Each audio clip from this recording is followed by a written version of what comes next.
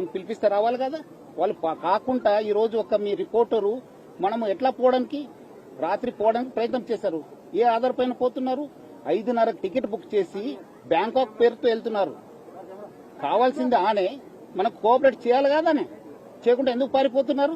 నమస్తే సజ్జనార్ గారు, good morning, good afternoon, good evening. మీరు నా మీద అనేక ఆరోపణలు చేశారు. అప్పుడు మీకు ఆన్సర్ చేయడానికి నేను మీ పోలీస్ కస్టడీలో ఉన్నాను కాబట్టి సాధ్యం కాలేదు. ఇప్పుడు బయటకు వచ్చాను. మీరు నా పైన ఎటువంటి ఆరోపణలు చేశారో వాటన్నిటికి కూడా సమాధానం చెప్పాలని మీకు ఈ వీడియో ద్వారా తెలియజేస్తున్నాను.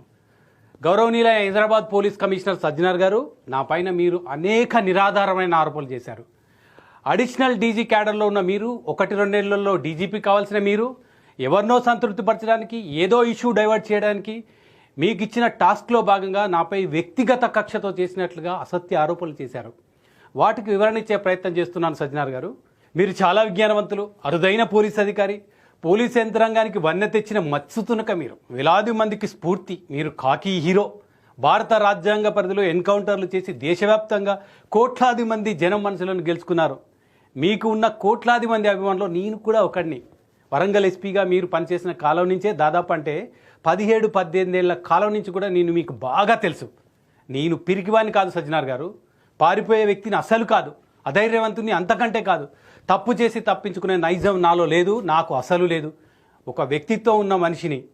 ఈ కేసులకు, ఎన్కౌంటర్లకు భయపడే మనస్తత్వం కాదు నాది.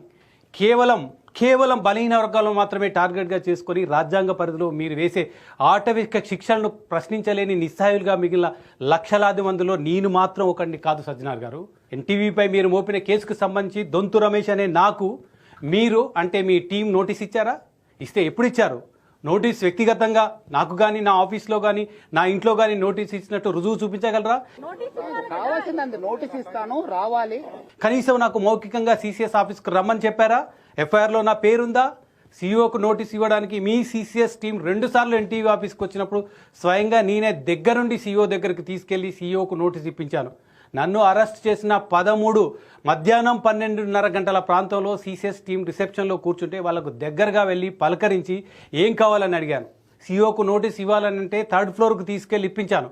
ఈ అంశానికి సంబంధించిన వీడియోలు నా దగ్గర రుజువులు ఉన్నాయి. అలాగే మీ ఇన్వెస్టిగేషన్ ఆఫీసర్ గురు రాఘవేంద్ర గారు 12 రాత్రి 7 గంటల ప్రాంతంలో ఎన్టీవీ కార్యాలయానికి వచ్చినప్పుడు ఆయనను కలిశాను. ఆఫీస్లో యాంకర్ దేవి గారి స్టేట్మెంట్ రికార్డ్ చేసే క్రమంలో సిసిఎస్ టీం పక్కనే ఉన్నాను. కనీసం నా స్టేట్మెంట్ రికార్డ్ చేయడం కోసం కానీ, నోటీస్ ఇవ్వడం కానీ మీ టీం ఏ మాత్రం ప్రయత్నించలేదు. నన్ను మీరు అరెస్ట్ చేసిన జనవరి 13న